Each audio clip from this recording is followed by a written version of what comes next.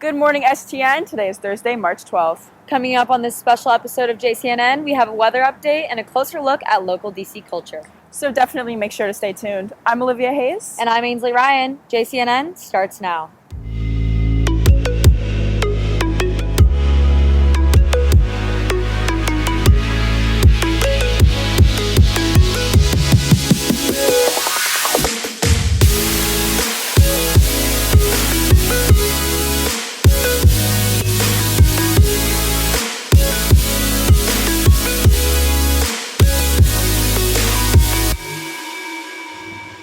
Well, I think it's safe to say that this has been the craziest Crazy Eights ever. Yes, due to circumstances beyond our control, unfortunately, the actual STN convention was canceled, but that isn't going to stop us from taking advantage of our time here in DC. For sure. I know all of us at Gladiator Television are more than excited to be here in the nation's capital to see what it has to offer. Yes, and right now we are standing in front of the Washington Hilton Hotel, which is where many students who are going to attend STN, including us here at Gladiator Television, are staying. And we're just down the street from DuPont Circle, so we're extremely close to many restaurants, stores, and local residences. With plenty to do, the city is continuously bustling with people going from place to place. Yes, and despite recent health concerns, DC natives are still out and about early in the day. So let's go ahead and start the show by taking a brief glimpse into their morning routines. Buenos días. Good morning. Good morning. Good morning. Good morning. Buenos días. DC is the place for early risers. Whether to see a beautiful sunrise in our nation's capital, wait in line for tourist attractions, or head out to work, the city's natives are up bright and early. Even though their favorite morning eateries may be closed, city residents are still managing to go through their morning routines. Whether it's riding scooters, jogging near the monuments, biking around the city's splendid gardens, or getting their regular meals, DC residents refuse to be shut down by health concerns. Many residents choose to stop at Universal Donut, where store owner Dale Park and his wife get their day started early at 6 a.m. They serve a wide variety of breakfast options. They greet customers with a smile as they prepare different options such as eggs, toast, bagels, and donuts. After stopping for breakfast, many natives choose to spend their morning biking, jogging, or scootering around the nation's historical monuments. Of those that live and work in Washington, D.C., nearly 36% don't own a car, 5% walk, and 2% ride their bike. Seeing how everyone starts off their day definitely gives a feel for the local culture here. That's right. Even though we've only been in DC for a day, we've already gotten a taste of the local flavor. My favorite part so far has definitely been going to Georgetown, but it's also really cool that we are staying so close to DuPont Circle and Embassy Row. And of course, with so much around, DC is a birthplace of so many stories. Yes, and many of these stories are shared via different news platforms.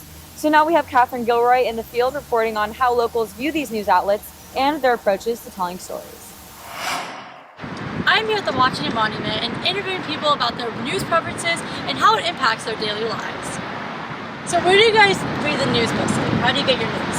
I would say mostly online. Mainly, I read the New York Times every day in paper form. Read the news in the morning. How do you think it impacts your day when you read such negative news lately?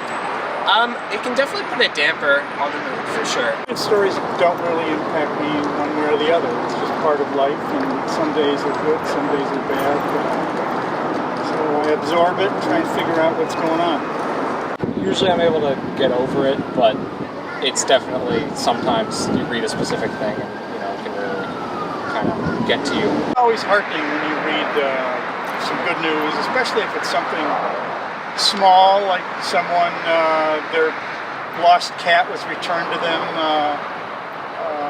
some fortune happened to them out of the blue. That's always nice to read. If I can find something positive, that's a lot more enjoyable to read, so I'll usually go for that. As you can see, many people have different ways of reading the news and how it impacts their daily lives. For JCNN, my name is Catherine Gilroy. Now back to the host. Now let's take a quick break and see where you can start your morning off right in this beautiful city. Washington, D.C., the home to many significant locations that show the history of our country and the beautiful sights to see. Starting with the Lincoln Memorial, home to the immense statue of our country's 16th president. From there, it is only a short 10-minute walk down the National Mall to the Washington Monument. Along the way, you'll run into the Korean War Veterans Memorial, which is dedicated to those who gave their lives for our country. Directly in front of the monument is the World War II Memorial, containing the pillars with the names of the 50 U.S. states. Finally, the massive Washington Monument, representing the respect the Americans had for its namesake, George Washington. You can experience these locations and more when you come visit our nation's capital, D.C. Wake up to greatness. 4, 3, 2, 1, roll. ABC News Network, one of the most popular sources of news across the country. We've all heard the name, but what goes into making their daily morning show? We took a look at the sister station based in the District of Columbia, focused on giving our country's capital the news they need daily. So this is ABC 7 and our sister station 24/7 News. ABC 7 is the ABC affiliate of ABC for the network of ABC. Good Morning Washington, an extension of ABC 7, gives you the 24/7 news you need to stay informed.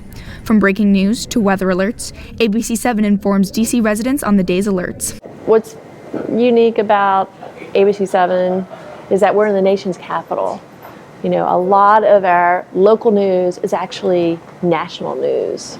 You know, it's very different than any other place. The work and dedication put in by every staff member at the station truly showcases just how much viewers don't see behind the scenes. And there you have it, Johns Creek, an inside look at the workings of a professional television studio. A big thank you to ABC 7 and Good Morning Washington for the opportunity to showcase their studio operations. Now back to the hosts. Coming up all the way from Georgia, we definitely expected to see things a little bit more on the chilly side here in DC.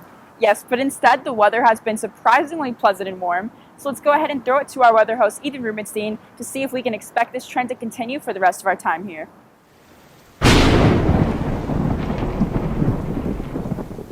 Thanks, guys. We are here in the beautiful George Washington Circle Park in the historic neighborhood of Foggy Bottom. But despite the name, Foggy Bottom isn't looking too foggy today. We will be seeing some partially cloudy skies with a high of 60 and a low of 51. Currently, it is a brisk 57 degrees Fahrenheit with a 7-mile-per-hour wind and a 30% chance of rain.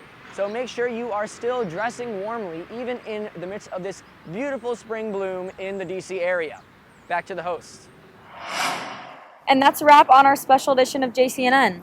Make sure to follow us on social media to keep up with us while we're back in Georgia. Yes, we are at Gladiator Television on Instagram and at Johns Creek JCNN on Twitter. And with that, have a great day, and as always, don't forget, stay classy.